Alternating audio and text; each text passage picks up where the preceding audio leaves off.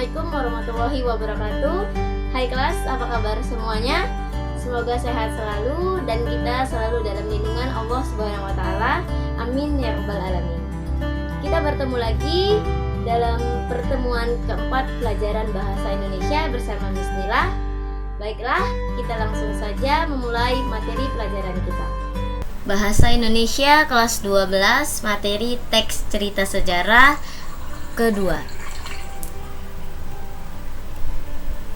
Bab 2 Sejarah Indonesia dalam bingkai karya sastra. Pada pertemuan ketiga kita sudah membahas poin A, B, dan C, yaitu pemahaman teks cerita sejarah, informasi dan unsur pembangun teks cerita sejarah, dan nilai-nilai dalam teks cerita sejarah. Pada pertemuan keempat ini kita akan bahas ciri kebahasaan teks cerita sejarah dan penyusunan teks cerita sejarah. Oke, ciri kebahasaan teks cerita sejarah.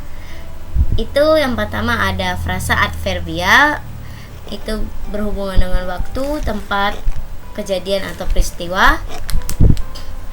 Ada pronomina, ada konjungsi temporal dan verba material. Frasa adverbial yaitu atau kata keterangan adalah jenis kata yang menunjukkan suatu peristiwa, waktu, kejadian, dan tempat. Contoh, tadi siang, tahun lalu, minggu kemarin.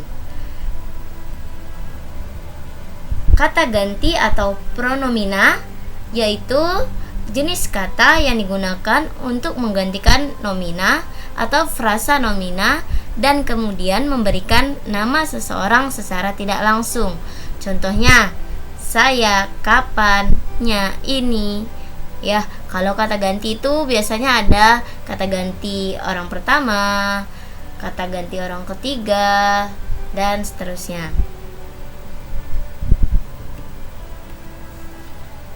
Kata kerja material atau verba material yaitu jenis kata yang memiliki fungsi untuk menunjukkan sebuah perbuatan nyata yang telah dilakukan oleh partisipan.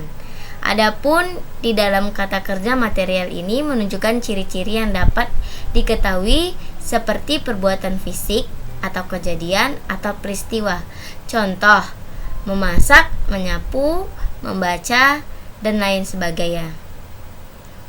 Terakhir itu ada konjungsi temporal atau kata sambung waktu, berguna untuk menata urutan-urutan peristiwa yang diceritakan.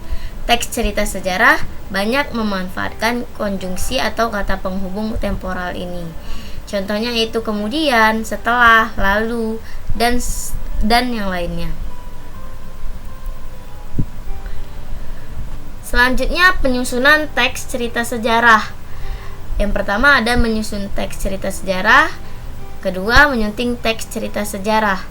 Menyusun teks cerita sejarah itu ada dua cara, yaitu dengan melakukan wawancara dan menulis kreatif. Dengan wawancara, kita mewawancarai langsung narasumber yang berhubungan dengan cerita sejarah yang akan kita bahas. Menulis kreatif, kita bisa ambil dari referensi-referensi buku sejarah yang kita baca. Selanjutnya ada teknik penulisan teks cerita sejarah. Pertama, kejadian-kejadian diceritakan dalam urutan kronologis dari awal sampai akhir.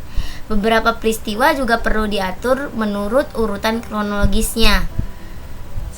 Kedua, dari sekelompok fakta atau peristiwa perlu ada penentuan fakta kasual atau penyebab, fakta peristiwa, dan fakta penyebab.